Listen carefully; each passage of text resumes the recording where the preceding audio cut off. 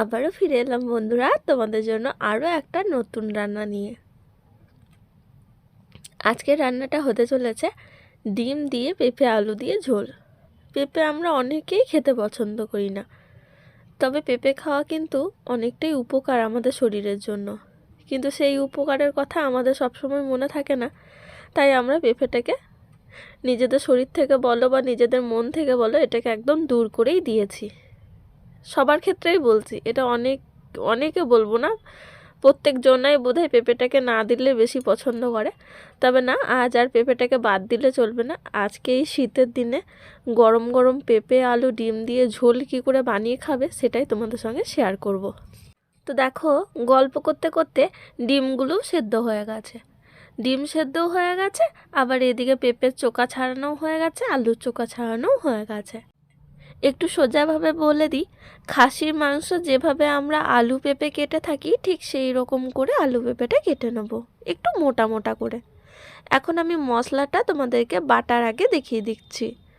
পেঁয়াজ, ধনে, আদা, রসুন, শুকনো লঙ্কা। কড়াই গরম হয়ে গেছে, দিয়ে দিলাম অল্প একটু সর্ষের তেল, দিয়ে দিলাম হচ্ছে ছোটো চামচের 1 চামচ হলুদ। এবার বন্ধুরা, ডিমটাকে একটু চাকুর সাহায্যে কেটে নিয়ে এভাবে করে তেলের মধ্যে দিয়ে দেবো, যাতে করে ডিমটা কোনো রকম ফেটে না যায়। আর ফেটে গেলে বুঝতে পারছো চোখে মুখে লেগে যাওয়ার ভয় থাকে, তাই এইটা কিন্তু মাথায় রাখতে হয় ডিম যখন তেলের মধ্যে ছাড়বে, এরকম গোটা গোটা ডিম। তো খুব সুন্দর করে দেখো হলুদ হলুদ করে একদম ডিমগুলো আমার ভাজা হয়ে গেছে। এখন আমি তেল থেকে তুলে নিলাম। এবার আমি এই তেলের মধ্যেই পেঁপেগুলোকে দিয়ে দিলাম। এবার পেঁপেটাকেও একটু হালকা করে বেশ ভেজে নেব, একটু লালচে লালচে হবে আর তুলে নেব। ঠিক একইভাবে আমি আলুগুলোকেও ভেজে নেব। দেখো কত সুন্দর কালার এসেছে সবগুলো। তেলের মধ্যে যদি অল্প একটু হলুদ দিয়ে দেওয়া হয় না, তাহলে খুব সুন্দর একটা কালার চলে আসে। এখন আমি আলুগুলোকেও ওই তেলের মধ্যেই সুন্দর করে ভেজে নিচ্ছি। একদম লাল লাল করে আলুগুলোকে ভেজে নিলাম। এখন সবগুলো আলু এখন তুলে নিলাম। দেখো কতটা সুন্দর করে ভেজেছি। তেল দিয়ে দিলাম, তেলের ওপর এখন দিয়ে দিচ্ছি 1 চামচ চিনি। এখন আমি দিয়ে দিলাম হচ্ছে একটা বড় সাইজের তেজপাতা। এবার দিয়ে দিলাম 1 টুকরো দারচিনি। এবার চিনিটা ভালো করে গলে আসতে না আসতে এখন আমি এর মধ্যে পেঁয়াজগুলোকে দিয়ে দিলাম। জানো তো, যখন চিনিটা হালকা হালকা পুড়ে পুড়ে আসে, তখন যখন পেঁয়াজটাকে দেওয়া হয় খুব সুন্দর একটা মিষ্টি সুগন্ধ বেরোয়। আমার তো এই গন্ধটা ভীষণ ভালো লাগে। পেঁয়াজটা ভালো করে ভাজা হয়ে যাওয়ার পর এখানে আমি দিয়ে দিলাম হচ্ছে 4-5টা ছোটো ছোটো টমেটোর। বড় বড় টমেটো নয়, এগুলো সব দেশি টমেটোর। দেশি টমেটো দেওয়ারই চেষ্টা করবা, শীতকালের দিনে দেশি টমেটোর পাওয়াই যায়। এখন আমি ওই যে বন্ধুরা মশলাটা তোমাদেরকে আমি গোটা অবস্থায় থাকাকালীন দেখিয়ে দিয়েছিলাম, আদা, রসুন, শুকনো লঙ্কা, ধনে আর পেঁয়াজ বাটা। এখন আমি স্বাদ অনুযায়ী লবণ দিয়ে দেবো, হচ্ছে পরিমাণ মতন হলুদ। এখন আমি দিয়ে দেবো হচ্ছে কাশ্মীরি লাল লঙ্কার গুঁড়ো 1 চামচ করে দিয়ে দিয়েছি। এবার আমি ভালো করে এই মশলাটাকে ভালো করে কষতে থাকবো। পরিমাণ মতন শুধু হলুদটুকু আর কাশ্মীরি লাল লঙ্কা গুঁড়ো, আর আমি শুকনো মশলা এখানে কিচ্ছু দিচ্ছি না গো। বাড়িতে থাকা সিম্পল মশলা দিয়েই এই রান্নাটা হবে। আর মানে কি বলবো, শেষ অবধি দেখো বুঝতে পারবে কতটা স্বাদের হতে পারে। একটুখানি ঢাকা দিয়ে দিতে হবে। সাইড থেকে দেখবে হালকা হালকা করে তেল ছাড়ছে।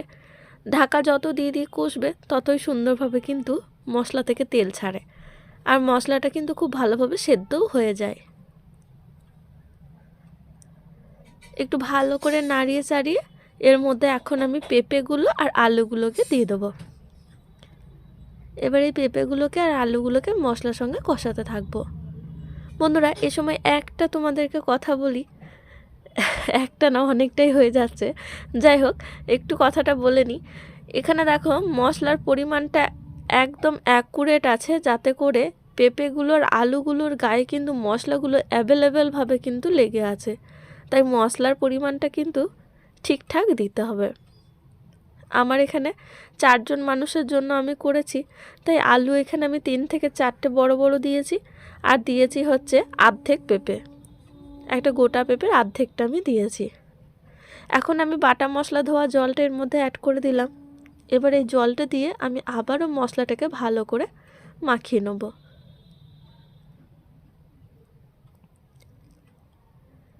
একটুখানি নাড়িয়ে চাড়িয়ে নেওয়ার পর এটাকে আমি 2 মিনিটের জন্য আবার ঢাকা দিয়ে দেবো। 2 মিনিট পর খুলছি আমি ঢাকাটাকে। দেখো কানায় কানায় আবারও তেল জড়ো হয়ে গেছে।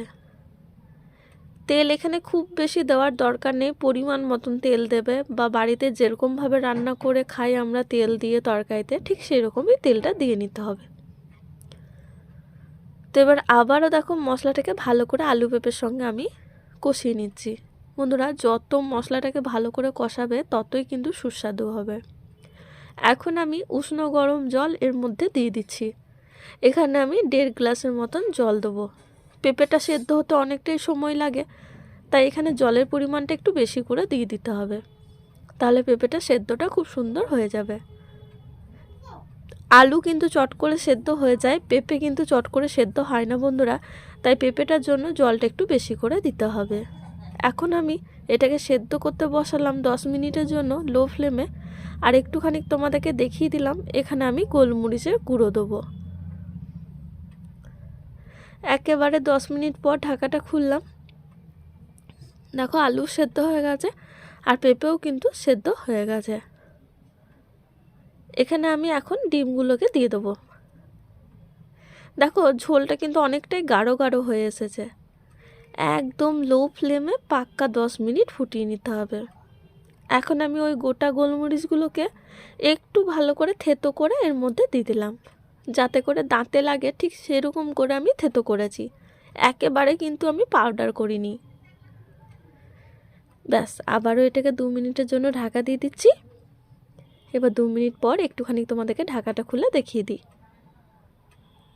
বিশ্বাস করো বন্ধুরা, আমি জানি না তোমরা কখনো এভাবে ডিমের ঝোল খেয়েছো কি না।